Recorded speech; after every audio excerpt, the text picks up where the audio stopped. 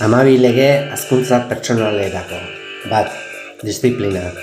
Ez baduzu gogorik gabe egin. 2. Esker ona. Eskertu daukazuna eta lan egin nahi duzuna lortzeko. 3. Ikasi. Egitazko hazkuntzak ez du bukaerarik. 4. Pazientzia. Segi lanean sinistea zutzi gabe. 5. Erresilientzia. Altxa erortzezaren guztietan. 6. Enfokea. Egitan inporta duenean enfokatu. 7. Osasuna. Zaindu zure gorputza eta burua.